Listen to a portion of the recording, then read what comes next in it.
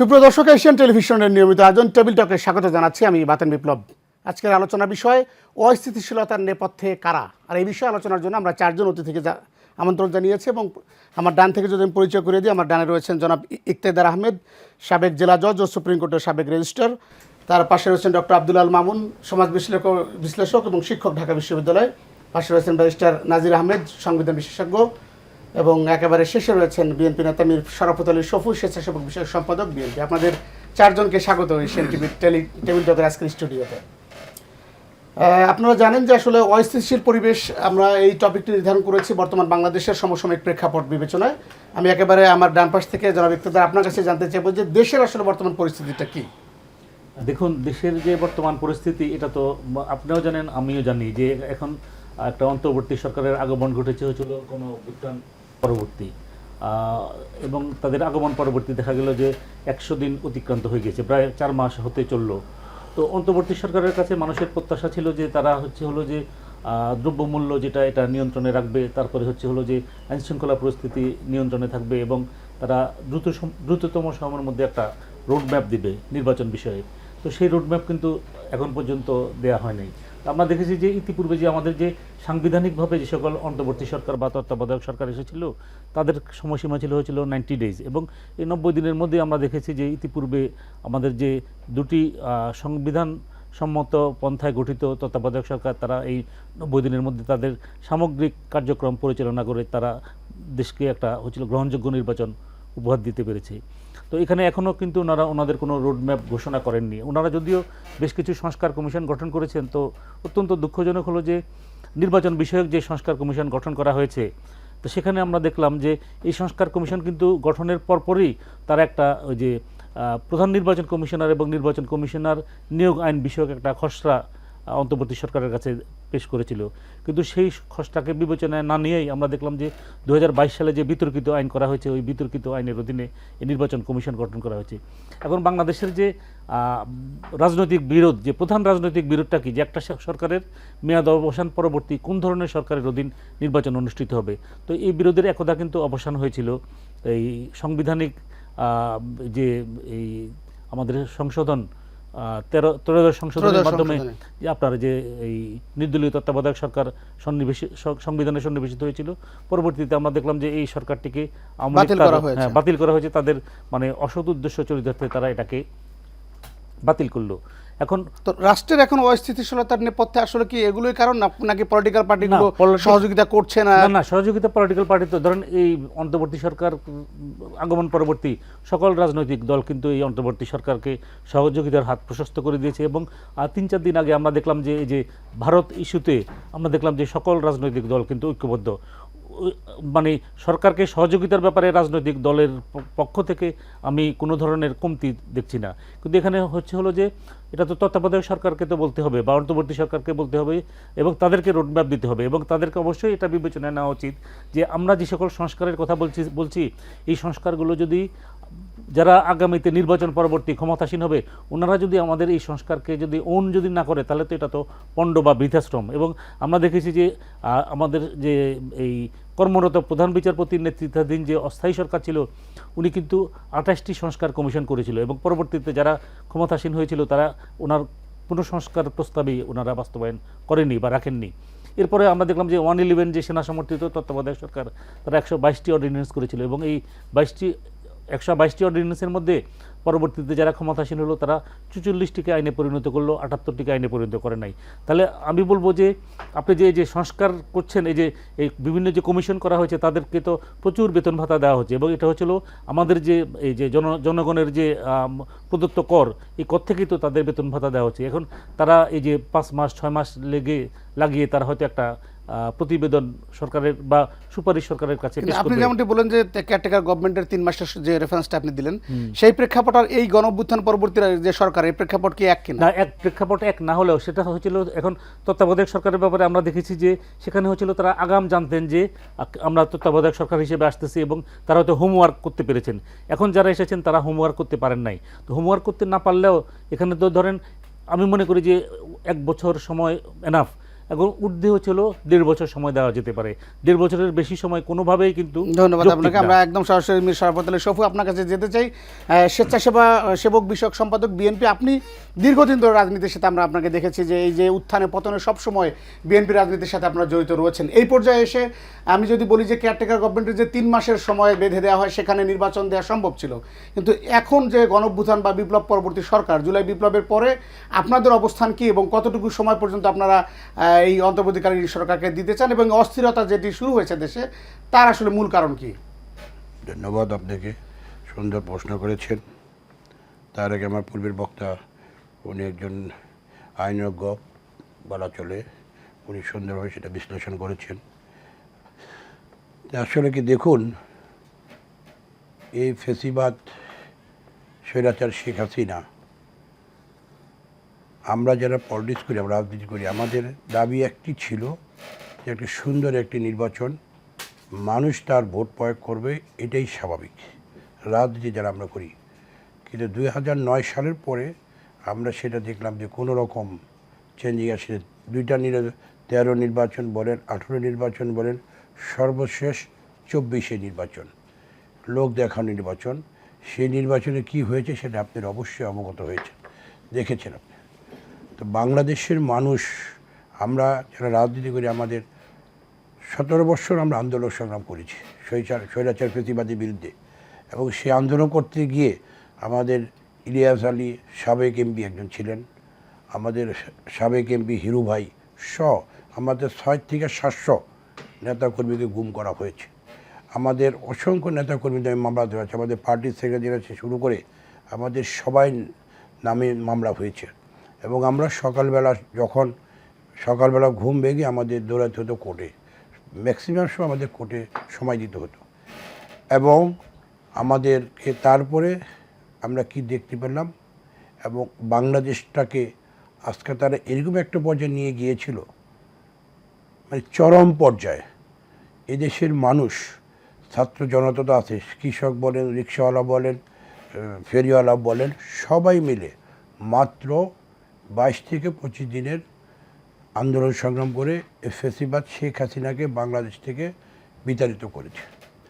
তারপরে কি হলো, সংবিধানে করে উনি যে কথাটা বলে, সংবিধান অন্তর্বর্তী সরকার বলতে কিছু নেই, তারপরেও অন্তর্বর্তী সরকার হয়েছে। এবং আমরা তাদের কাছে আশা করেছি সংস্কার তো অবশ্যই হবে, এবং বাংলাদেশের মাটিতে শেখ হাসিনার বিচার অবশ্যই হওয়া উচিত এবং হবেও সেটা, এবং সেটা আমরা দেখছি। কিন্তু পাশাপাশি এই জিনিসটা খেয়াল রাখতে হবে, জনগণের ম্যান্ডেট, জনগণের যে আশা আকাঙ্ক্ষা যে একটি ভোট হবে, সে ভোটটা হবে উৎসব, সে উৎসব মুখে মানুষ ভোট দিবে, এবং সেটাই হবে জনগণের প্রথম জিনিসটা। সেই জিনিসটাকে রক্ষা করে এই বর্তমান অন্তর্বর্তী সরকার তার যে কার্যকলাপ, যে আপনি সংস্কার আমরা অবশ্যই চাই, সেটা শর্ট করে নিয়ে আসুক, কম সময়ের মধ্যে নিয়ে এসে। আপনারা দেখেছেন এই সুযোগে কলম, আজকে আওয়ামী লীগ 5ই আগস্ট বিতাড়িত হয়েছে, আবার 10ই নভেম্বর কলম তাদের একটা নূর হোসেন দিবস ছিল, সেই নূর হোসেন দিবসকে সামনে রেখে তারা কলম মাঠে নামার চেষ্টা করে, তারা ঘোষণা দিয়ে। কিন্তু এই দেশের মানুষ 5ই আগস্ট যেভাবে রোডে ছিল, সে আবার রাস্তায় নেমে এসেছিল। আওয়ামী লীগরা আবার প্রত্যাখ্যান করেছে, কারণ আওয়ামী লীগকে এদেশের লোক আর দেখতে চায় না। আপনার কথা আমি শেষ করে দেখতে। তারপরে আমরা কি দেখতে পেলাম, এবং এই আন্দোলন সংগ্রাম করে তারপর তারা আজকে যে আপনি অস্থিতিশীল কথা বললেন, দেশকে অস্থিতিশীল করার জন্য ইসকনকে সামনে নিয়ে আসলেন। ইসকন একটি ধর্মীয় সংগঠন, অবশ্যই যার যার ধর্ম সে পালন করবে, এটাই স্বাভাবিক। কিন্তু ইসকনের নামে যে লোকটাকে, যে চট্টগ্রামে যে নাম কি ওনার, চিন্ময় দাস, এই চিন্ময় দাস, তাকে ইসকন থেকে বহিষ্কার করা হয়েছে, এবং তার কার্যকলাপ আপনারা নিশ্চয়ই অবগত আছে, সে কী করেছে, বিভিন্ন সময় কী করেছে, এবং সেই জন্য করে দিই। তার ইসে আজকে একজন আইনজীবীকে কীভাবে তারা কুপিয়ে হত্যা করলো প্রকাশ্যে, এবং তারপরে ভারত সামনে এটাকে নিয়ে তারা দেশকে একটা অস্থির, আমাদের স্বাধীনতা সার্বভৌমত্বের আঘাত এনেছে, আমাদের হাই কমিশনকে আজ তারা ভাঙচুর করেছে আমাদের আমি আসবো আপনার কাছে আবার। আমি আমাদের সাথে রয়েছেন সংবিধান বিশেষজ্ঞ। তার আগে আমি ডক্টর আব্দুল আল মামুন আপনার কাছে যেতে চাই। আপনি জানেন যে সিরিয়ার প্রেসিডেন্ট বাশার আল আসাদ তিনি কিন্তু পালিয়েছেন এই স্বৈরাচারীর একেবারে সর্বশেষ পরিণতি, যেমনটি আমরা কিছুদিন আগে দেখেছিলাম। আজকে এই আমাদের সেই আলোচনার মূল বিষয় যে অস্থিতিশীলতার নেপথ্যে কারা, সেই জায়গায় যদি আমরা সিরিয়াকে যদি একটু প্রসঙ্গটা টানতে চাই। আপনি আন্দোলনের শুরু থেকে ছিলেন, আমরা অসংখ্য সংবাদ কভার করেছি আপনার আন্দোলনের সময়। এই যে বাংলাদেশের আন্দোলন এবং বিশ্ব প্রেক্ষাপটে যে আমি চিন্তা করি যে আসলে পলায়নের যে রাজনীতি, এটি কি আবার নতুন করে আলোচনায় কিনা? না, ধন্যবাদ আপনাকে। যদিও আমাদের যে প্রেক্ষাপট এবং আন্দোলনের যে পটভূমি, তার সাথে সিরিয়ার রাজনৈতিক যে পটভূমি তার হয়তো এভাবে মিল না থাকলেও, কিন্তু যদি সিরিয়াতে যেটা আসাদের সময় যেটা হয়েছে, যে দীর্ঘদিন যে জনগণের যে প্রতিনিধিত্ব করার সুযোগ বা তার সরকার, তার যে একনায়কতন্ত্র বা সেটাকে যেভাবে টিকিয়ে রাখা তার বাবার পরবর্তী সময়ে, সেটি কিন্তু সেখানে একটা মিল রয়েছে। কিন্তু যে প্রক্রিয়ায় হয়েছে, মাঝখানের প্রক্রিয়াটি আমাদের থেকে একটু ভিন্ন। আমরা জানি যে সিরিয়া একটা দীর্ঘদিনের সিভিল ওয়ারের মধ্যে ছিল এবং এবারে যে ঘটনাটি ঘটলো, যে গ্রুপটি এটি করলো, তারা কিন্তু খুব অল্প সময়ে সংগঠিত হয়েছে এবং এটা আসলে সারা বিশ্বের কেউই আমরা 15 দিন আগে ভাবিনি যে মাত্র 12 দিনে সিরিয়া থেকে বাশার আল আসাদ উৎখাত হয়ে যাবে বা আজকে পালিয়ে যাবে। যে জায়গাটা মিল এবং শিক্ষা নেওয়া, যে জায়গাটা আপনি গেলেন, যে আসলে মানুষের মতামতই সবচেয়ে বড় মতামত। মানুষের মতামত যদি সঠিকভাবে মূল্যায়ন না করা হয় এবং রাষ্ট্রের যে ক্ষমতার উৎস জনগণ, সেটা যদি কর্তৃত্ববাদী সরকারগুলো ভুলে যায়, তাহলে তার কিন্তু একই রকম পতন হয়। আরেকটি জিনিস মিল আছে, আপনি আজকে বোধহয় দেখেছেন মিডিয়াতে, যে সিরিয়াতে তার বাবার হাফিজ সাহেবের যে মূর্তি, তাকে ভেঙে ফেলা, চাপিয়ে টেনে হেঁচড়ে, এবং এটা কিন্তু আমাদের সাথে একটা মিল আছে। যদি আমি বলছি যে একটা যুদ্ধের মাধ্যমে আর একটা হচ্ছে আন্দোলনের মাধ্যমে, কিন্তু মোটা দাগে কিন্তু 4-5টি জায়গায় খুবই মিল। একটা হচ্ছে যে চাপিয়ে দেওয়া শাসন, একটা হচ্ছে জনগণের রায়কে না মেনে নেওয়া, একটা হচ্ছে কর্তৃত্ববাদী শাসন এবং একটা অর্থনীতি। কিন্তু ওখানেও সিরিয়াতে এক ধরনের অর্থনৈতিক উন্নয়ন, আমরা জানি এটা তেল সমৃদ্ধ দেশ, একটা অর্থনৈতিক উন্নয়ন দেখানোর চেষ্টা করা। আর সবচেয়ে গুরুত্বপূর্ণ সেটি হচ্ছে যে বহির বিশ্বের সহযোগিতায় রাষ্ট্রীয় ক্ষমতায় সাময়িক কুক্ষিগত করার যে একটা অল্প সময় বা একটা মেবি 10 বছর 15 বছর থাকার সুযোগ হলেও আদতে আসলে রাষ্ট্রীয় ক্ষমতায় নির্ধারণ করে জনগণ, সাধারণ কোনো প্রতিবেশী রাষ্ট্র, বা যেটি আপনি মিন করলেন যে বহির শক্তির বড় বড় যারা প্লেয়ার, তারা নির্ধারণ করে না, এটি আদতে নির্ধারণ করে জনগণ, দেশের জনগণ। আরেকটি ঘটনা এখানে আমার মনে হয় যে আমাদের এখানে যেটি ঘটছে সেটা সিরিয়ার জন্য শিক্ষণীয় হবে, যে যারা পরাজিত শক্তি, যেটা সপু ভাই একটু টাচ করলেন, যে যারা এই আন্দোলনে পরাজিত হয়েছে, তারা বিভিন্নভাবে, আপনি শুরুতে যে প্রশ্নটা ওনাকে করেছিলেন যে আমাদের এখানে একটা ভোলাটাইল পরিস্থিতি তৈরি করার চেষ্টা করছিল। আমাদের, আমি মনে করি যে গত 4 মাস বোধহয় আজকে হলো, আজকে 4 মাস, এই 4 মাসে সরকারের সবচেয়ে ভালো দিন কিন্তু গত 10-15টা দিন। এক নম্বর হচ্ছে যে কোনো প্রতিবেশী দেশ বলি বা আভ্যন্তরীণ শক্তি বলে একটা সাম্প্রদায়িক দাঙ্গা বাঁধানোর চেষ্টা, একটি 93% মুসলমানের দেশে একজনকে মুসলমানকে মেরে ফেলার পরেও আমরা যে সম্প্রীতির বন্ধন রচনা করেছি, যে উদাহরণ সৃষ্টি করেছি, আমার মনে হয় যে আমাদের প্রতিবেশী দেশ ভারত সহ অনেক দেশের কাছে এটা শিক্ষণীয়। এটি একটি ভালো দিক ছিল সরকারের। দ্বিতীয়টি, আমি ব্যক্তিগতভাবে এবং অনেকে, আমরা একটু আগে উনিও বললেন যে এই সরকারের সঙ্গে রাজনৈতিক দলগুলো যে আমরা সংযোগ দেখতে চাচ্ছিলাম, যে সরকারের পক্ষ থেকে রাজনৈতিক দলগুলোর মূল্যায়ন করা দরকার, তাদের যে অভিজ্ঞতা, দীর্ঘদিনে যে তাদের রাষ্ট্র পরিচালনায় তাদের যে পারদর্শিতা, সেটি কিন্তু এই সরকারের নেই। সেটিও কিন্তু এই 1 সপ্তাহে হয়েছে এবং এই প্রথম বিপ্লব পরবর্তী সময়ে একই ফ্রেমে আমরা রাজনৈতিক দলগুলোর যে ছবি দেখেছি, এটি কিন্তু আমাদের জাতীয় ঐক্যের একটি প্রতীক। দ্বিতীয়ত আরেকটি বিষয় গুরুত্বপূর্ণ, এটা সিরিয়ার ক্ষেত্রেও গুরুত্বপূর্ণ হবে, যেদিকে যাচ্ছে ঘটনাগুলো, যে কারা নিয়ন্ত্রণ করবে, প্রধানমন্ত্রী থেকে গেল। এখানে আরেকটি জিনিস গুরুত্বপূর্ণ, যে অন্য যারা স্টেক হোল্ডার ছিল, আমাদের আলেম সমাজ সহ ছাত্র সংগঠনগুলোকে ইনভলভ করা হয়েছে। আমরা শুনছি যে অন্য ছাত্র সংগঠনগুলোকে খুব দ্রুতই ডাকা হবে। তাহলে কি দাঁড়ালো, যে জাতীয় ঐক্য যেখানে হয়, জাতীয় ঐক্য যে জায়গায় প্রতিষ্ঠিত হয়, সেই জায়গাটাতে কিন্তু সফলতা আসতে বাধ্য। হ্যাঁ, আমরা অবশ্যই আইনশৃঙ্খলা পরিস্থিতির অবনতি, আমরা দ্রব্যমূল্য, বা আমরা বলবো চাঁদাবাজির কিছু ইস্যু, আমরা বলবো যে বিশৃঙ্খলা, ট্রাফিক, কিন্তু গত 1 সপ্তাহ আমি মনে করি যে সবচেয়ে গুরুত্বপূর্ণ বিষয়। একটি কথা বলে শুধু শেষ করি, এর সঙ্গে যদি আমরা একটু যে পথ নকশার কথা বলছি, নির্বাচন কেন্দ্রিক, নির্বাচন অবশ্যই সংস্কার হতে হবে প্রথম, তারপরে নির্বাচন, কিন্তু পথ নকশাটা দিলে আমি মনে করি যে এই অস্থিতিশীলতা কিছুটা হলেও বা অনেক অংশে হলেও কমে যাবে। তখন সবাই বুঝতে পারবো যে যে কোথায় যাচ্ছি আমরা।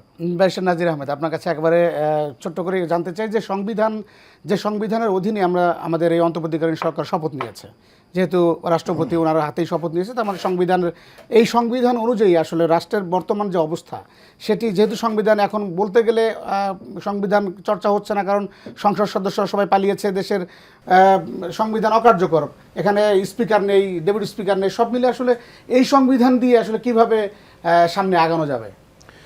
দেখেন, গত 15-16 বছরে সংবিধানকে কাটাছেঁড়া করে এমন একটা পর্যায়ে নিয়ে আসা হয়েছে যে এই সংবিধান একজন নাগরিক ভালো করে ফলো করতে পারবে না, না ভেঙ্গে, মানে one cannot follow the constitution without violating it, এই পর্যায়ে নিয়ে আসছে।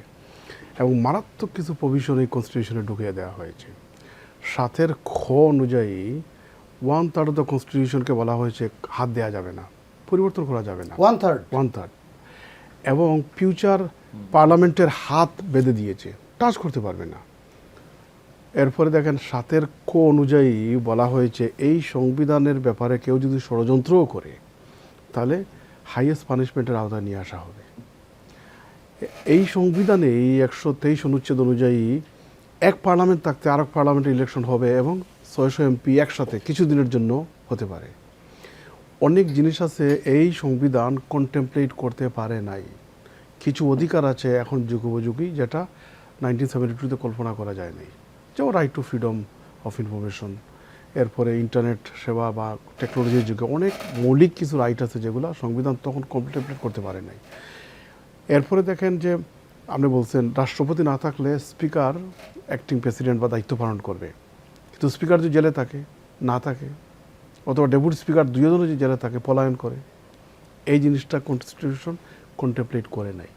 মানে এভাবে কনস্টিটিউশনে অনেক জিনিস আছে হজবরল অবস্থা করেছে। ব্যক্তির জন্য একাধিকবার কনস্টিটিউশন চেঞ্জ হয়েছে এবং এত অল্প সময়ে এতবার কনস্টিটিউশন চেঞ্জ হওয়া পৃথিবীতে খুব কম নজির।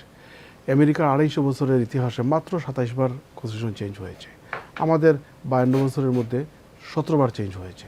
ব্যক্তির জন্য, দলের জন্য, গোষ্ঠীর জন্য, ক্ষমতা প্রলম্বিত করার জন্য, কিভাবে চিরদিন থাকা যায় সেই জন্য সংবিধান চেঞ্জ করা হয়েছে। এই জন্য এই সংবিধান নিয়ে আপনি আগাতে পারবেন না। আর এই সংবিধান নিয়ে যদি যেভাবে আছে এখন, কিন্তু সংবিধান ইফেক্টিভ, এই সংবিধানকে যদি আপনি দ্রুত চেঞ্জ না করে যদি একটা ফরম্যাটে নিয়ে না আসেন, যদি এই সরকার ব্যর্থ হয়, আগের সরকার চলে আসে, অথবা তাদের প্যাট্রোনাইজেশনে কোনো সরকার চলে আসে, আমি বলে গেলাম যারা উপদেষ্টা পরিষদ তাদের সবাইকে 7 ক অনুযায়ী হাইয়েস্ট পানিশমেন্টের আওতায় নিয়ে আসতে পারে। এজন্য এই সংবিধানকে অবশ্যই ফান্ডামেন্টাল চেঞ্জ করতে হবে। এই আশঙ্কা তো সাধারণ জনগণ করছে, মানে যারা চিন্তা করে, চিন্তার দেশকে নিয়ে যারা আসলে ভাবে, তারা কিন্তু এই আশঙ্কা করছে। এখান থেকে বের হওয়ার এখন দেখেন আরেকটা জিনিস আপনি বলছেন, সম্মানিত অতিথিরা বলছেন যে অস্থিতিশীল পরিস্থিতির যে সৃষ্টি করা হচ্ছে, এটা আমি মনে করি ইন্টারনাল এবং এক্সটার্নাল দুটা ফ্যাক্টরি এখানে আছে। দেশের ভিতরে দেখেন 15-16 বছরের যে পতিত স্বৈরাচার ফ্যাসিস্ট আচরণ করেছে, তাদের স্টেক হোল্ডার, তাদের বেনিফিশিয়ারি, তাদের আপনজন কিন্তু বিভিন্ন লেয়ারে রয়ে গেছে। এই ধরনের একটা গণ অভ্যুত্থানের পর উচিত ছিল একবারে প্রথম দিকে আপসাইড ডাউন করে দেওয়া। কারণ একটা ব্যক্তির যদি পিতা মারা যায়, মা মারা যায়, তার প্রথম দিন যে রিয়াকশন থাকে ওইটা 6 মাস পরে থাকে না। ঠিক অনুরূপভাবে আপনার ছেলে যদি ফার্স্ট ক্লাস ফার্স্ট হয় ডিগ্রিতে, প্রথম দিন যে আপনার উত্তেজনা থাকে ওইটা 6 মাস পরে, 1 বছর পরে থাকে না। এজন্য এই ধরনের বিপ্লব হওয়ার পর 1-2 সপ্তাহের ভিতরে কিছু ড্রামাটিক অ্যাকশন নিতে হয়, কিন্তু আমরা বিভিন্ন লেয়ারে রেখে গিয়ে ওরাই তো বিশৃঙ্খলার সৃষ্টি করবে। এবং পতিত সরকারের হিউজ বেনিফিশিয়ারি আছে, তারা আনসার হয়ে আসার চেষ্টা করছে, গার্মেন্টস দিয়ে আসার চেষ্টা করছে, বাইতুল মুকাররম খতিব হয়ে আসার চেষ্টা করছে, রিক্সাওয়ালাদেরকে নামাইছে, তারা বিভিন্নভাবে চেষ্টা করবে। এটা হচ্ছে ইন্টারনাল কিন্তু এক্সটার্নালি একটা বড় প্রতিবেশী দেশ, তাদের বিভিন্ন কানেকশন আছে। আজকে ইউকের মতো দেশের প্রাইম মিনিস্টার তাদের অরিজিন ছিল। আটলান্টিকের 2 পারে প্রচুর ষড়যন্ত্র হচ্ছে এই সরকারকে কিভাবে ডিস্টেবিলাইজ করবে। ইভেন এমনও আটলান্টিকের ওপারে চেষ্টা করা হচ্ছে যাতে করে স্যাংশন নিয়ে আসা হয় গভর্নমেন্টের বিরুদ্ধে। সুতরাং এই সরকারকে অবশ্যই এটাকে মাথায় নিয়ে এবং অফেন্সিভ হতে হবে। শুধুমাত্র প্রপাগান্ডা হলো, প্রস্তাব পাস হলো, স্যাংশন আসলো, এরপর আমরা ডিফেন্ড করলাম না। প্রোঅ্যাক্টিভ হতে হবে, ডিফেন্সিভ হতে হবে, অফেন্সিভ হতে হবে। একটা কথা যেটা মামুন সাহেব বলেছেন, প্রধান উপদেষ্টা অত্যন্ত রাইট অ্যাপ্রোচ নিয়েছেন, প্রত্যেকটা রাজনৈতিক দলকে ডেকে জাতীয় ঐক্যের ডাক দিয়েছেন। এটা কিন্তু আনপ্রেসিডেন্টেড, এভাবে হয় না এবং এভাবে হওয়া উচিত ছিল। যেমন ব্রিটেনে দেখেন প্রাইম মিনিস্টার এবং বিরোধী দলের নেতা ক্যাট অ্যান্ড মাউস তারা পার্লামেন্টে যুদ্ধ করেন, কিন্তু জাতীয় প্রয়োজনে একসাথে এক হেলিকপ্টারে তারা সফর করেন। সুতরাং জাতীয় ঐক্যটা হওয়া দরকার। আর দেশের বাইরে যে প্রপাগান্ডা হচ্ছে এইটাকে মোকাবেলা সরকার তো অবশ্যই করবেন, তাদের এমবাসি হাইকমিশন করবেন, প্লাস 1,50,00,000 প্রবাসী দেশের বাইরে বসবাস করে। মামুন সাহেব বিলেতে ছিলেন, এখানে প্রায় 500,000 থেকে 1 মিলিয়ন বেশি বাংলাদেশি আছে, আমেরিকাতে আছে, ইউরোপে আছেন এবং বেশিরভাগ ক্ষেত্রে তারা ওয়েল সেটেলড।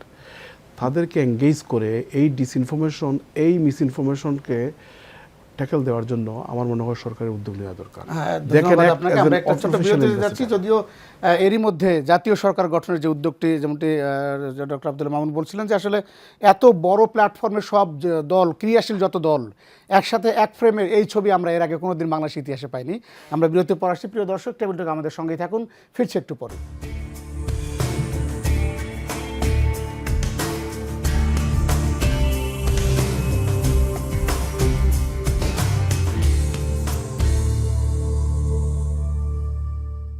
প্রিয় দর্শক, বিরতির পর টেবিল টকে আবারও স্বাগত। আমাদের আজকের আলোচনা বিষয় অস্থিতিশীলতার নেপথ্যে কারা। আমরা ছিলাম যে আলোচনায় যে আসলে বাংলাদেশ এখন যে পর্যায়ে রয়েছে তার মধ্যে সবথেকে বেশি অস্থিতিশীলতার জন্য দায়ী আমরা যেটা মনে করছি যে আমাদের আসলে যারা পতিত শক্তি তাদের একটি অংশ এই অস্থিতিশীলতার দায়ী। যেখানে আমরা দেখছি যে ভারতের সাথে বাংলাদেশের যে গণমাধ্যমের যে একটি জায়গা তৈরি হয়েছে, সেটি অপপ্রচার এবং বাংলাদেশের গণমাধ্যমগুলোর সত্য তুলে ধরার যে একটি জায়গা তৈরি হয়েছে, দুটির মধ্যে আসলে গণমাধ্যমের অপপ্রচারই শুধু নয়, পতিত সরকারকে তাদেরকে থাকতে দিয়ে, তাদেরকে শেল্টার দিয়ে যে জায়গাটি তৈরি করেছে, তাহলে বন্ধু আমরা যেটি দেখেছি যে অতীত ইতিহাসে যে বেগম খালেদা জিয়া তিনি কিন্তু বলেছিলেন যে ভারত আমাদের বন্ধু, আমাদের প্রভু নয়। মানে বন্ধুত্বমূলক সম্পর্ক থাকার জায়গায় তারা যখন নিজেদেরকে প্রভু হিসেবে উপস্থাপন করতে চায়, সেই জায়গায় আমরা আসলে কীভাবে এখন অবস্থান নেব। আপনি জানেন আজকে বিএনপির থেকে একটি পদযাত্রা হয়েছিল ইন্ডিয়ান এম্বাসি অভিমুখে। সব মিলে আমাদের এখন আসলে করণীয় কী? দেখুন যে আমাদের যে পতিত সরকার এবং তাদের অধীনে 3টি নির্বাচন পরিচালিত হয়েছিল, 2014, 2018 এবং 2024। এবং 2014 নির্বাচন পূর্ববর্তী আমরা দেখলাম যে ওই নির্বাচনে কিন্তু বাংলাদেশের হলো বড় রাজনৈতিক দল বিএনপি ওই নির্বাচনে অংশগ্রহণ করেনি। তখন দেখলাম যে তাদের এবং ওই নির্বাচন কিন্তু জাতীয় পার্টিও অনেকটা হলো যে অবস্থা নিয়েছে যে তারা নির্বাচনে অংশগ্রহণ করবে না। তখন কিন্তু বিশেষ বিমানে করে ভারতের যে এই পররাষ্ট্র সচিব সুজাতা সিং একটা বিশেষ বিমানে করে ঢাকায় আসলেন এবং এরশাদ সাহেবের সাথে তিনি রুদ্ধদ্বার বৈঠক করলেন এবং বৈঠক করে তাকে বোঝালেন যে আপনি যদি নির্বাচনে অংশগ্রহণ না করেন তাহলে এখানে হলো বিএনপি জামাত বাংলাদেশে ক্ষমতাসীন হয়ে যাবে। তো এখন দেখা যাচ্ছে যে ভারত কিন্তু আমাদের প্রতিবেশী রাষ্ট্র, ভারত কিন্তু কখনো কিন্তু আমাদের বাংলাদেশে একটা সুষ্ঠু রাজনৈতিক পরিবেশ বিরাজ করুক এটা ভারত কিন্তু কখনো চায়নি। 2014 সালে আসলে হচ্ছিল সুজাতা সিং, 2018-তে যখন আমাদের নির্বাচন পরবর্তী তখন তাদের পররাষ্ট্রমন্ত্রী ছিল সুষমা স্বরাজ, সে চলে আসলো এখানে বাংলাদেশে এবং সে সরকারকে কলকাঠি নেড়ে তারপরে সে নির্বাচনের ব্যবস্থা করলো এবং 2024-এও আমরা দেখলাম যে ভারতের একই অবস্থান। এখন আমাদের যে বাংলাদেশে যে গণতান্ত্রিক শাসন ব্যবস্থা যে বাংলাদেশে যে সুষ্ঠুভাবে বিকশিত হবে, এটার পিছনে সবচেয়ে বড় অন্তরায় আমাদের পার্শ্ববর্তী রাষ্ট্র ভারত। এবং এখানে জনমতের প্রতিফলনে সরকার গঠন হোক এটা ভারত কখনো কিন্তু চায় না। তারা চায় তাদের অনুগত যে রাজনৈতিক দল তারাই ক্ষমতাসীন থাকবে এবং তাদের নতজানু রাজনীতি এবং ওই রাজনৈতিক দলের মাধ্যমে তারা তাদের যে লক্ষ্য বা উদ্দেশ্য আছে সেটা হাসিল করবে। আপনি নিশ্চয়ই মনে আছে যে আমাদের যে সাবেক প্রধানমন্ত্রী যিনি বা পতিত যে প্রধানমন্ত্রী, তিনি ক্ষমতাসীন থাকা অবস্থায় তিনি বলেছিলেন যে ভারতকে আমরা যা দিয়েছি এটা ভারত মানে চিরজীবন ভারতের মনে রাখতে হবে। তো ভারতকে আপনি এরকম এত কিছু দিবেন কেন? আপনার তো ভারতের সাথে ধরেন বাংলাদেশ একটা রাষ্ট্র, নেপাল একটা রাষ্ট্র, ভুটান একটা রাষ্ট্র। এখন আন্তর্জাতিক যে এই যে ইন্টারন্যাশনাল নর্মস অনুযায়ী তার সাথে তো আমাদের সম্পর্ক হবে ভাতৃপ্রতিম এবং সৌহার্দ্যপূর্ণ সম্পর্ক। সে তো আমাদের উপরে তো তার কোনো সিদ্ধান্ত আমাদের উপর তো চাপিয়ে দিতে পারে না। তা আপনি দেখেছেন যে ভারতের সাথে যে আমরা যখন পাকিস্তানের অন্তর্ভুক্ত ছিলাম, এটা যখন ইস্ট পাকিস্তান ছিল তখন কিন্তু ভারতের সাথে বাংলাদেশের কোনো বাণিজ্য ছিল না। এখন বাংলাদেশের স্বাধীনতা পরবর্তী দেখা গেল যে অ্যাজ অফ টুডে ভারতের সাথে আমাদের বাণিজ্য ভারত $14 বিলিয়ন পণ্য রপ্তানি করে, বাংলাদেশ $1 বিলিয়ন নিচের $1 বিলিয়ন নিচে বাংলাদেশের হচ্ছিল রপ্তানি। তাহলে হচ্ছিল দেখেন বাণিজ্যের দিক থেকে ভারত কী ধরনের সুযোগ সুবিধা নিচ্ছে। তারপর এখানে হচ্ছিল অসংখ্য, আমি সঠিক সংখ্যা বলতে পারবো না, তবে অসংখ্য ভারতীয় বাংলাদেশে চাকরি করছে এবং ভারত হচ্ছিল বাংলাদেশ থেকে হচ্ছিল 3rd অথবা 4th রিমিটেন্স আর্নিং কান্ট্রি। এখন বাংলাদেশ হচ্ছিল একটা ক্ষুদ্র দেশ, এই একটা ভারতের হচ্ছিল 24 ভাগের 1 ভাগ, এই একটা ক্ষুদ্র দেশ থেকে আপনি দেখেন যে এখানে হচ্ছিল অসংখ্য ভারতীয় চাকরি করছে এবং চাকরি করে তারা এখান থেকে যে অর্থ উপার্জন করছে এই অর্থ নিয়ে যাচ্ছে। তারপরে বাংলাদেশকে আমি বলবো যেটা হচ্ছিল সাম্প্রদায়িক সম্প্রীতির দেশ। বাংলাদেশে এখানে কিন্তু ধরেন এই যে রাজনৈতিক দাঙ্গা বাংলাদেশ অভ্যুদয় পরবর্তী কখনো হয়নি, যেগুলো ছিটে ফোটা হয়েছে এটা হচ্ছিল রাজনৈতিক উদ্দেশ্য প্রণোদিত এবং এগুলোর পিছনে হচ্ছিল কলকাঠি নির্ণেছে হচ্ছিল ভারত থেকেই কলকাঠি নাড়া হয়েছে। এবং আমাদের বাংলাদেশের যে সাধারণ হিন্দু যারা, এরা কিন্তু হচ্ছিল যে বাংলাদেশের প্রতি তাদের হচ্ছিল আনুগত্য হচ্ছিল শতভাগ। কিছু নেতৃস্থানীয় হিন্দু আছে, এদের কারণেই কিন্তু আমরা দেখলাম যে আজকে হচ্ছিল যে ভারত সুযোগ নিচ্ছে এবং আমরা দেখেছি যে এখানে যে কোনো পরিস্থিতিতেই আমরা দেখলাম যে তারা নরেন্দ্র মোদীর সাথে তাদের সরাসরি যোগাযোগ, আমি নাম উল্লেখ করতে চাচ্ছি না, বাট বাংলাদেশের কিছু কিছু হিন্দু নেতা আছে যাদের হচ্ছিল নরেন্দ্র মোদীর সাথে হচ্ছিল তাদের হচ্ছিল সরাসরি যোগাযোগ। আর আপনি যে আমাদের যে এখানে যে ধর্মভিত্তিক যে সকল রাজনৈতিক দল আছে, তো ধর্মভিত্তিক রাজনৈতিক দলের আমাদের যে এদেরকে বলা হয় যে ফান্ডামেন্টালিস্ট, এদের ফান্ডামেন্টালিজম যদি 10 ভাগ হয়ে থাকে, আর ভারতের যে এই বর্তমান যে মোদী সরকার তার ফান্ডামেন্টালিজম হচ্ছিল 100 ভাগ উগ্র হিন্দুত্ববাদী তারা। আপনি দেখেছেন যে তারা কি করে বাবরি মসজিদ ধ্বংস করলো। তৎপরবর্তী আমরা এখন দেখলাম যে এখন বলতেছে যে আজমি শরীফ যেটা, এটাও নাকি হয়েছিল, এটা এই আজমি শরীফের যে জায়গাটা ষড়যন্ত্র শুরু হয়েছে এবং সেখানে প্রত্যেকটা মসজিদের ভিতরে প্রত্যেকটা মসজিদই বলতেছে যে পূর্বে নাকি এগুলো মন্দির ছিল। এখন আপনি দেখেন এই যে ভারতে যে হিন্দু মুসলিম যে বিদ্বেষ বা হিন্দু মুসলিম যে দাঙ্গা বা হিন্দু মুসলিম বিরোধ, এটা কিন্তু ভারত যখন 700 বছর মুসলিমদের দ্বারা শাসিত হয়েছে তখন কিন্তু কখনো এই ধরনের বিদ্বেষ বা বিরোধ ছিল না। এটা হচ্ছিল ব্রিটিশদের সৃষ্ট এবং ব্রিটিশরা হচ্ছিল তাদের হীন লক্ষ্য বা উদ্দেশ্য নিয়ে কিন্তু এই বিদ্বেষের সৃষ্টি করে গেছে এবং সেটার হচ্ছে রেশ এখন পর্যন্ত পোহাতে হচ্ছে আমাদের। আমরা যদি ডক্টর আব্দুল আল মামুন, আমরা যদি এই প্রেক্ষাপটে শুধুমাত্র ভারতের সাথে বাংলাদেশের যে সংখ্যালঘু, ভারতে মুসলমানরা সংখ্যালঘু, আমরা যেহেতু বাংলাদেশে সনাতনীদেরকে বলা হচ্ছে সংখ্যালঘু, সেখানে ভারতে আমরা যেমনটি স্যার বলছিলেন যে আসলে সেখানে যে আসলে মুসলমানদের উপর নির্যাতন সেটি একটি বিষয়। বাংলাদেশে এখন যে অন্তর্বর্তীকালীন সরকারের যে আসলে পথ চলা, সেখানে ভারতের বাধা, দুটি বিষয়। এবং বাংলাদেশকে নিয়ে ভারতের যে একটি বাণিজ্যিক যে একটি যে মানে মুনাফা লাভের যে একটি ক্ষেত্র, সেই ক্ষেত্রে তারা আসলে কতটুকু বাংলাদেশকে ছাড় দিবে, সেই জায়গায় আপনার কী মনে হয় যে যেহেতু অতীত সরকারকে তারা শেল্টার দিয়েছে এবং বাংলাদেশকে নিয়ে তাদের এখন সব থেকে বেশি মনোযোগ মনে হচ্ছে, একদম আমরা দেখেছি লোকসভা থেকে শুরু করে সব জায়গায় বাংলাদেশ ইস্যুকে তারা কীভাবে হেয় করা যায়, বাংলাদেশকে কীভাবে ব্যর্থ করা যায়, সেই চেষ্টা কেন চালাচ্ছে ভারত?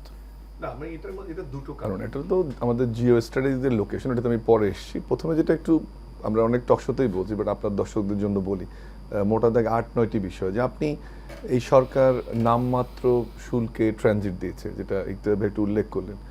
আপনি চট্টগ্রাম এবং মংলা বন্দর ব্যবহার করার অনুমতি দিয়েছেন। আপনি তিস্তার পানি না পেলেও আপনি ফেনী নদীর পানি দিয়েছেন। আপনি 100 কোটি টাকার লোকসান দিয়ে আদানি গ্রুপ থেকে বিদ্যুতের সুযোগ দিয়েছেন। আপনি তৃতীয় সর্বোচ্চ রেমিটেন্স ইনকাম, আমাদের একটা ছোট্ট দেশ, সেখান থেকে যাচ্ছে ভারতে। আইটি সেক্টর চলে গেছে, আমাদের বইয়ের যে প্রিন্টিং ইন্ডাস্ট্রি, এটা আমরা যে গ্রোথটা ছিল বাংলা বাজার সেটাও ইন্ডিয়া থেকে করানো হচ্ছে। টিভি চ্যানেল বলেন, সব ক্ষেত্রে যে একটা রমরমা অবস্থা ছিল, কোনো নিজের স্বার্থের চিন্তা না করে শুধু নির্বাচনকে জায়েজ করার জন্য বা ক্ষমতা থাকার জন্য ভারতের যে বলয় তার মধ্যে অংশগ্রহণ করে এই গত সরকার টিকে থাকার চেষ্টা করেছিল।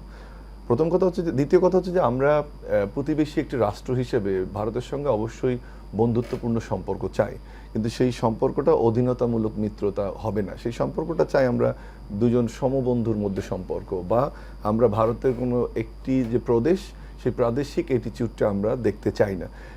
ওইখানেই সমস্যাটা হয়ে গিয়েছে যে একচেটিয়া যেহেতু ভারতের আধিপত্য ছিল বা এই গত সরকার সেটাকে সহায়তা করেছে, এখন 5 তারিখে যে পট পরিবর্তন, এটাকে কোনোভাবে ভারত মেনে নিতে পারছে না। 3টি জায়গায় সবচেয়ে দুঃখজনক ঘটনা। একটি হচ্ছে যে ভারতীয় মিডিয়া, আমরা দেখতে পাচ্ছি লোকাল এবং ইন্টারন্যাশনাল নিউজ স্ক্রিনিংয়ে 70 to 75% ফলস নিউজ আজকেও আমরা দেখেছি। সেকেন্ড হচ্ছে মিডিয়ার সঙ্গে সঙ্গে যোগ দিয়েছে এক শ্রেণীর বুদ্ধিজীবী বা তথাকথিত যারা গত সরকারের সঙ্গে যারা ছিলেন তারা যুক্ত হয়েছেন।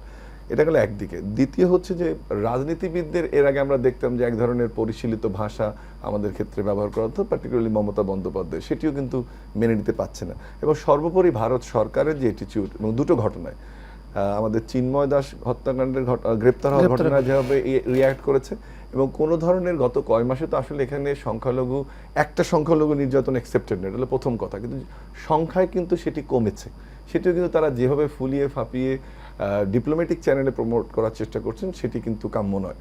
আর আরেকটি বিষয় হচ্ছে যে ত্রিপুরায় যে হামলাটি হলো, ভারতীয় হাইকমিশনার আমাদের এখানে যে স্টেটমেন্ট দিয়েছেন সেটি কিন্তু আমরা আরও স্ট্রং বিচ্ছিন্ন ঘটনা হিসেবে দেখানোর চেষ্টা করি। এটি ভিয়েনা কনভেনশনের 22-তে ক্লিয়ারলি বলা আছে এটা আপনার ভাইটাল ভায়োলেশন, সেটি আপনি করতে পারেন না।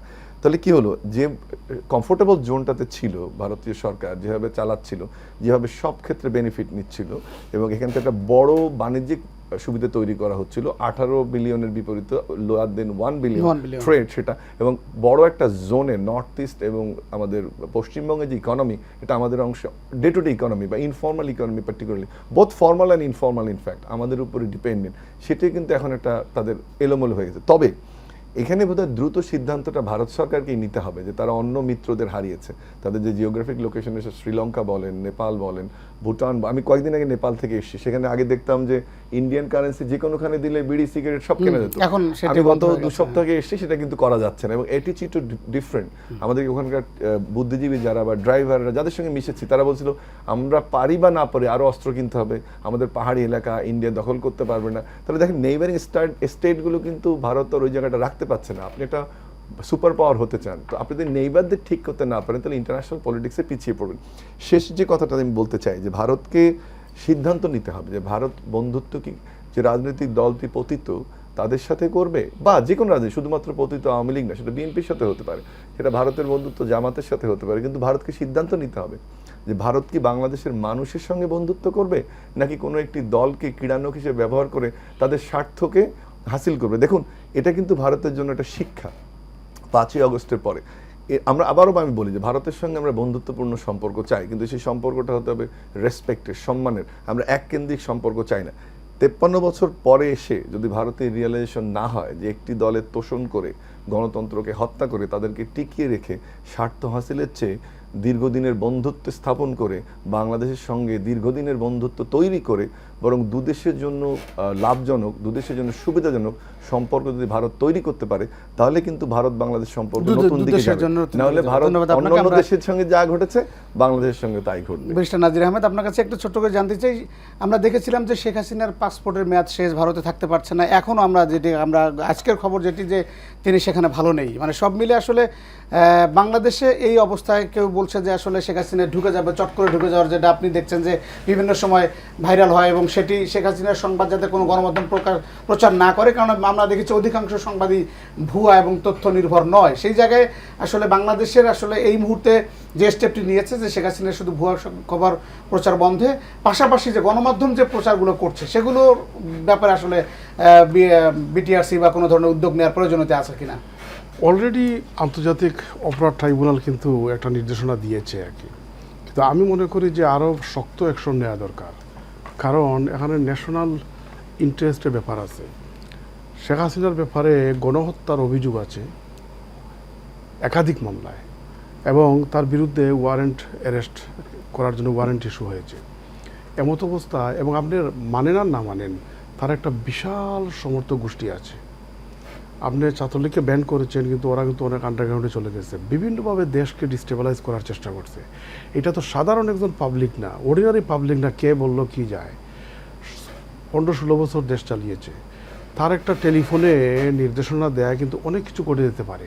এটা কেন হবে? সরকারকে তো আরও অ্যাগ্রেসিভ ভূমিকা নেওয়া দরকার, এবং অতি সহজে নিতে পারতেন।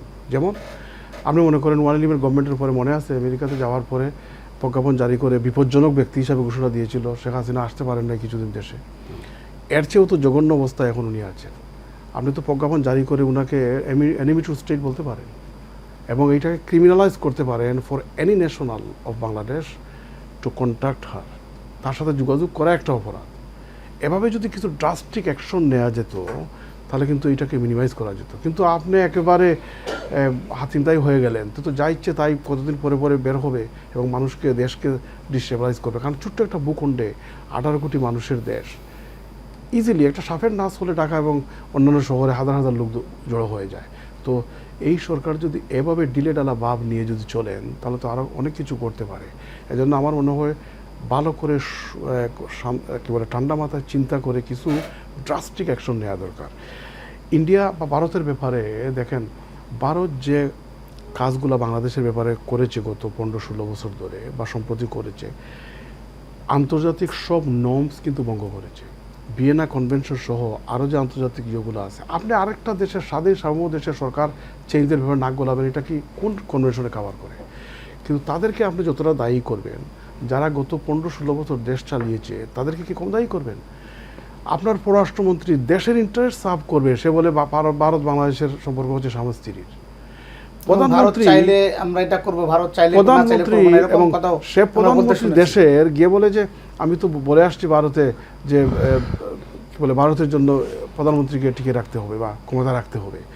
প্রধানমন্ত্রী কিভাবে বলে, একটা দেশের প্রধানমন্ত্রী, স্বাধীন সার্বভৌম দেশের প্রধানমন্ত্রী, যে ভারতকে দিয়েছি জীবনে বলতে পারবে না কি না দিয়েছে। ভারত চাইতে দেরি করেছে লোকলজ্জায়, চক্ষু লজ্জায়, কিন্তু দিতে তারা দেরি করে। মানে এমন অবস্থা, এই যে এখন যে অবস্থা টানাপোড়েন সৃষ্টি হয়েছে, কেন হয়েছে? এবং ভারত যে বাংলাদেশের প্রতি আচরণ করে যাচ্ছে বা করছে, বাংলাদেশ যদি আমেরিকার মতো পাওয়ারফুল স্টেট হতো, তারা প্রিএম্পটিভ স্ট্রাইক করতো, বিলিভ মি, নিউক্লিয়ার পাওয়ার এবং মিসাইলগুলোর তাক করতো। কারণ এখানে বাংলাদেশের ন্যাশনাল ইন্টারেস্ট সময় একেবারে কম, আমরা বিরতিতে যাব। তার আগে আমি শরাফতুল্লাহ সপু আপনার কাছে জানতে চাই যে এই যে অভ্যুত্থানের পর আমরা দেখেছি যে সীমান্তের ওপারে কিন্তু অনেকেই চলে গেছে, অনেক এমপি চলে গেছে, মন্ত্রীরা চলে গেছে, তারপরেও কিন্তু অসংখ্য নেতাকর্মীরা কিন্তু পলাতক আছে বিভিন্নভাবে বিদেশের মাটিতে। তারা এই যে ষড়যন্ত্রের নেপথ্যে যেটা বলা হচ্ছে, তাদের কোনো অন্তর্ভুক্তি আছে কিনা আপনাদের কি মনে হয়? এবং আপনাদের চোখে কি এরকম কিছু ধরা পড়েছে যে বিএনপিতে শেল্টার নেওয়া বা অন্য কোনো পার্টিতে তারা শেল্টার নেওয়ার চেষ্টা করছে? দেখুন, একটা কথা বলেছেন যে বর্তমান যে ফরেন অ্যাডভাইজার, ওনার কথাবার্তা আরেকটু শক্ত হওয়া উচিত। উনি যেভাবে কথা বলেন এভাবে তো আসলে হয় না। কারণ ওনাকে একটু, কারণ শেখ হাসিনা সদ্য আপনি গণ অভ্যুত্থান প্রায় 15 থেকে 2000 লোক হত্যা করে, গণহত্যা করে সে দেশ থেকে পালিয়েছে এবং তার লোকজনরা এখনও বাংলাদেশে রয়েছে। বিশেষ করে একটা চমৎকার জিনিস কি, জেলখানায় যারা আছেন, আমি তো জেলখানায় ছিলাম এই গত ফ্যাসিবাদে 11 বার জেলখানায় ছিলাম। জেলখানা মোটামুটি আমাদের যারা কয়েদি বলেন, তারপরে ডাক্তার মোটামুটি যোগাযোগ আমাদের সাথে এখন আছে, তাদের মাধ্যমে জানতে পারি তারা ওইখান থেকে স্যাটেলাইট টেলিফোনে ভারতে আপনাদের শেখ হাসিনার সাথে যোগাযোগ রক্ষা করে। এই জিনিসগুলোতে এই সরকারে যারা আছেন দায়িত্বশীল, নিজের যোগাযোগ রাখতে হবে। তারা তো দেশকে চাবে, তাদের তো প্রচুর টাকা, ব্ল্যাক মানি অনেক। সালমান এফ রহমান, তার বাড়ি আমার বাড়িতে পাশাপাশি, আমার বাড়ি মুন্সিগঞ্জে, আমার বাড়ির মধ্যে সে যায় দোহারে। তো সে যে প্রচুর পয়সার মালিক, অবৈধ পয়সা মালিক, তার তো ওই পয়সার তো অভাব নাই। স্বাভাবিক ক্ষেত্রে সালমান এফ রহমান বলেন, যারা আছেন বর্তমানে আওয়ামী লীগের যারা যেসব লোকজন আছে, তারা বিভিন্নভাবে অস্থিতিশীল করার জন্য, আমি তো পূর্বেই বললাম যে ইসকন দিয়ে তারা আবার চাচ্ছে, ইসকনের নাম করে তারা আবার বিভিন্নভাবে তারা মানে এই সরকারকে এটা করার জন্য। কিন্তু আমি সুন্দরভাবে আমি এই গভর্নমেন্ট অন্তর্বর্তী সরকারের adviser, chief adviser doctor Yunus সাহেবকে ধন্যবাদ জানাই। উনি যে সমস্ত রাজনৈতিক নেতৃবৃন্দ একসাথে একটা প্ল্যাটফর্মে নিয়ে আসছেন এবং সবাই কলম এক এই কারণেই যে ফেসিবাদ শেখ হাসিনার তার দোসররা বাংলাদেশের মাটিতে যাতে আর রাজনীতির কোনো রকম অপরাধী সৃষ্টি না করতে পারে, সেই জিনিসটার জন্য আমাদের সবারই দরকার। আমরা এই সমাজে যারা আছি, আমাদের একবার চিন্তা করতে হবে দেশটা কোথায় গিয়েছে।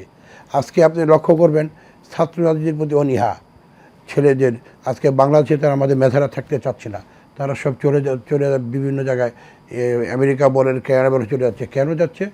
বাংলাদেশের এই অস্থিতিশীল রাজনীতি যার জন্য। এই মেধাদেরকে আমাদেরকে ধরে রাখতে হবে। সেই জন্যই এই বর্তমান সরকার, আমরা যারা রাজনীতি করি, আমরাই অলরেডি আমাদেরকে এই সরকারকে আমরা যা প্রয়োজন, আজকেও আপনারা দেখেছেন আমাদের 3টি অঙ্গ দল, ছাত্র, আমাদের স্বেচ্ছাসেবক দল, যুব দল, সবাই মিলে আমরা, এবং আমরা করব আজকেও আমাদের সিনিয়র যুক্ত মহাসচিব রুহুল কবির নেতৃত্বে আমি এলিফ্যান্ট রোডে মানুষের কি সারা, ওই আপনার কী বলে দেশীয় পণ্য আমরা এটি করলাম সব জায়গায় করছি, প্রতিদিনই 2-3 জায়গায় করছি। মানুষের কি সারা, ভারতের জিনিস ভারতকে বয়কট করবে, ভারতের জিনিস বয়কট করে বাংলাদেশের জিনিস কিনবে। আজকে এই কথাগুলি বলার উদ্দেশ্য এটি যে ভারত তার যে জিনিসগুলি সৃষ্টি করেছে বাংলাদেশে, এবং তার এর এর এর এর- এর জবাব একদিন তাকে দিতে হবে। এবং ভারত যদি এখনও যদি সময় আছে, এই সময় এখন যদি তাদের এই পূর্ব থেকে ফিরে না আসে, এবং আমি যতটুকু জানি আগামীকাল তাদের পররাষ্ট্র সচিব আসছেন, জানি না কী বার্তা নিয়ে আসবেন, যদি তারা মনে করে যে বাংলাদেশের জনগণের সাথে জনগণের সাথে সম্পর্ক, তাহলে মনে হয় সবার জন্য ভালো হবে, গণতন্ত্রের জন্য ভালো হবে। আর নয় ভারতকে কোনো মারাত্মক মাসুল দিতে হবে, মরদ সেটি খেসারত করতে দিতে হবে, হবে। আমরা মনে করি এটাই আমরা চাই। আমরা যারা রাজনীতি করি, আমরা দেশটাকে সব জায়গায়, আমাদের পার্শ্ববর্তী দেশ ভারত স্বাভাবিক ক্ষেত্রে তারা যদি গণতান্ত্রিক বলা থাকে, ভালো থাকে, আমরাও ভালো থাকবো, দেশে একটি সুষ্ঠু পরিবেশ থাকবে। কিন্তু তারা যেভাবে আমাদেরকে শোষণ করে, এই যে বক্তারা বলেছে বিদ্যুৎ, আদানির বিদ্যুৎ 14 টাকার বিদ্যুৎ বাংলাদেশে 10 টাকা শোষণ, আমাদের সব ক্ষেত্রে তারা এই শোষণের কিনা করছে, বিষয়ে সব আরো আমরা কথা বলবো। শোষক। আমরা আসলে ভারতের ইস্যুতে আরো কথা বলবো এবং জি। বর্তমান অস্থিরতার বিষয়ে কথা বলবো, তবে তার আগে আরেকটি বিরতি নিতে চাই। প্রিয় দর্শক, টেবিল টকে আরো একটি বিরতি নিচ্ছি, ফিরছি একটু পরেই।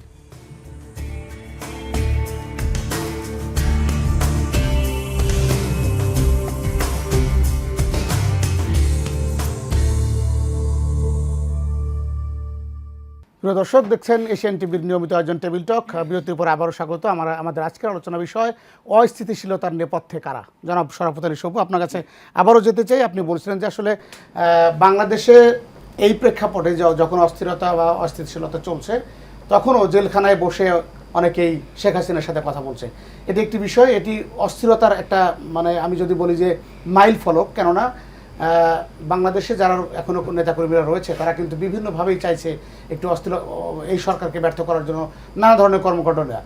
সেক্ষেত্রে বিএনপির পক্ষ থেকে আপনাদের আসলে কী ধরনের আপনারা উদ্যোগ নিয়েছেন, যেহেতু সরকারকে আপনারা সহযোগিতা করছেন? আপনাদের অভ্যন্তরীণ কী কী ধরনের উদ্যোগ নেওয়া হয়েছে? দেখুন, আমরা কোনো এই সরকারকে সহায়তা করার জন্য যা যা দরকার সব কিছুই করছি। নিশ্চয়ই আপনারা গত মাসখানেক আগে যে শারদীয় দুর্গাপূজা হয়েছিল, সে শারদীয় দুর্গাপূজায় গেলাম, তারা বলেছিল যে যারা পূজা কমিটি, আমরা পূজা করব না। সেই সময় আমাদের পার্টির সিদ্ধান্ত ছিল, যে কোনো প্রকারে হোক, আমাদের হাইকমান্ডের পার্টির সিদ্ধান্ত যে আমরা পূজাকে করে দিব এবং এই সরকারকে সার্বিক সহায়তা করব, এবং সেটা আমরা করেছি। আমি আমার এলাকার কথাই বলি, মুন্সিগঞ্জের পূজা আমরা সবাই মিলে 5 তারিখের পরে আমরা সবাই মিলে মন্দিরে যেয়ে তাদেরকে বুঝিয়েছি, আমাদের নেতাকর্মীদেরকে শান্ত রেখেছি, সুন্দর একটি পূজা, তাদের শারদীয় দুর্গা পূজা সেটা করেছি। সর্বপরিশেষে আমরা আমাদের সিনিয়র যুগ্ম মহাসচিব রুহুল কবির সাহেবকে নিয়ে আমরা বড় আকারে যারা আছেন তাদেরকে দিয়ে একটি সুন্দর মিটিং করে আমরা সাকসেসফুল করেছি। আমি মনে করি যে গত দুর্গাপূজায় হিন্দু সম্প্রদায়ের লোকরা বলেছেন যে আমাদের টুকিটাকি ঝামেলা তাদের সময় ছিল, অনেক জমি দখল, মারধর, কিন্তু এইবার এত সুন্দরভাবে পূজাটা হয়েছে, সেটা আমরা যারা রাজনীতি করি, আমরা এই বর্তমান অন্তর্বর্তী সরকারকে, প্রশাসনকে আমরা সার্বিক সহায়তা করেছি যারা, এবং করেছি বিদায় সুন্দরভাবে তারা সাকসেসভাবে পূজা উদযাপন করেছে। আমরা এই সরকারকে সহায়তা করার জন্য সবসময় প্রস্তুত, এবং সেই জন্য বললাম যে আমাদের এই যে খোঁজখবর বললেন, আমরা তাদেরকে সবসময় বলেছি যে আপনারা একটু সতর্ক হন। এই সরকারের সোচ্চার হবে, বিভিন্নভাবে ঝটিকা মিছিল বের করে আওয়ামী লীগ ছাত্রলীগকে আজকে নিষিদ্ধ ঘোষণা করেছে, তাই না? সে বলতে তাদের তো অসংখ্য টাকা আছে, তাদের টাকা দিলে অনেক কিছু করা যায়, বিভিন্ন সন্ত্রাসীরা বিভিন্ন জায়গায়। আর যে জিনিসটা হয়েছে 5 তারিখের পূর্বে থানাগুলি লুট হয়েছে, যে অস্ত্রগুলি এখনও অনেক অস্ত্রগুলো বাহিরে রয়েছে, এই অস্ত্রগুলিকে এখনও উদ্ধার হয়নি। আমি আজকে আপনি এই টকশোর মাধ্যমে বলবো, বর্তমান অন্তর্বর্তী সরকারকে অবশ্যই আপনারা এই অস্ত্রগুলো উদ্ধার করেন।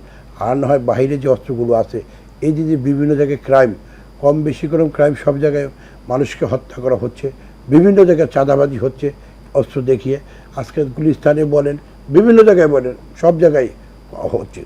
এই জিনিসগুলো আমাদেরকে আইন শৃঙ্খলাটাকে ঠিক রাখার জন্য আমাদের আরেকটু কঠোর হতে হবে। পুলিশের পাশাপাশি পুলিশকে আমাদেরকে সার্ভিস হতে, আমরা যেটা করেছি, আমরা পুলিশকে সবসময় বলি আপনারা মাঠে নামেন, আমরা আপনাদের পাশে আছি, আপনাদের সহযোগিতা আমরা করছি। আপনাকে ধন্যবাদ। আমরা একটু জনাব ব্যারিস্টার নাজির আহমেদ আপনার কাছে আবারও যেতে চাই। আপনি বলছিলেন যে আসলে বাংলাদেশে যে যেমনটি জনাব শফু বললেন যে আসলে আইন শৃঙ্খলা রক্ষাকারী বাহিনী একটা ট্রমার মধ্যে রয়েছে, তাদের একটু সময় লাগছে বের হতে। আমরা গতকাল একটা প্রতিবেদন করেছি যে থানাগুলোর কার্যক্রম আসলে কেমন, বা এই যে অস্ত্র যেগুলো বাইরে রয়েছে, আমরা দেখেছি যে সেনাবাহিনী কিন্তু কোনো ধরনের আওয়াজ ছাড়াই অনেক প্রায় 8,000-এর মতো অস্ত্র উদ্ধার করেছে। তো সেই জায়গায় সেনাবাহিনী শুরু থেকেই আমরা বিপ্লবের একেবারে আমরা শেষ পর্যায়ে থেকে দেখেছি যে বাংলাদেশের এগিয়ে শিক্ষার্থীদের পক্ষে কিন্তু তার অবস্থান নিয়ে এখন পর্যন্ত সহযোগিতা করে যাচ্ছে। তো সেই জায়গায় কেন এখনও এই যে মব জাস্টিসের কথা বলা হয় বা বিভিন্ন জায়গায় হত্যাকাণ্ড টুকটাক এগুলো থেকে বের হয়ে আসা আসলে ওটা কি? আমি আসছি, জাস্ট একটু একটা ব্যাপারে অ্যাড করবো। আপনি প্রশ্ন করছিলেন যে ভারতীয় মন্ত্রী এমপিরা সেখানে গিয়ে আশ্রয় নিয়েছে। তো ঠাট্টা করে একজন আমার ফ্রেন্ড বলল যে পার্লামেন্টে, মানে এবছর জানুয়ারিতে ইলেকশন হলো, তো পার্লামেন্টে সংবিধান সংশোধন করতে 2/3 মেজরিটি লাগে। তো আমাকে বললো, বন্ধু 2/3 মেজরিটি লাগে সংবিধান সংশোধন করতে, কিন্তু এমন একটা পার্লামেন্ট হলো 2/3 মেজরিটি পালাইয়া ইন্ডিয়াতে চলে গেল। এখন সম্ভবত 2/3 মেজরিটি ওখানে আছে আর কি।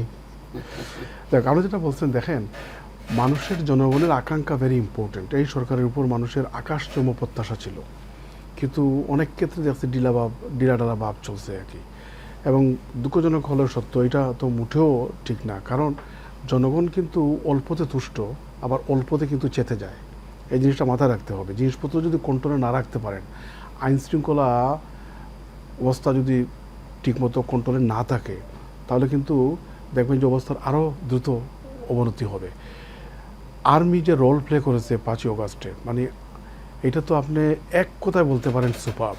যদি 5 তারিখের আগে যদি আর্মি ছাত্র জনতার সাথে ঐক্যমত না হতো, পতিত স্বৈরাচারের পক্ষে থাকতো, বাংলাদেশ কিন্তু ধরে নেন সিরিয়া লিবিয়ার মতো অবস্থা হতো। কত ব্লাডশেড যে হতো আপনি চিন্তা করতে পারবেন না। এজন্য আর্মি অ্যাজ এ হোল এবং ইটস চিফ ওয়াকারুজ্জামান আসলে ন্যাশনাল অবেশন পাওয়া দরকার, যে কাজটা উনি করেছেন। কারণ নাইলে আজকে শত শত হাজার হাজার লোক কিন্তু আরও মারা যেত। কোথায় গিয়ে শেষ হতো আপনি বলতে পারতেন না।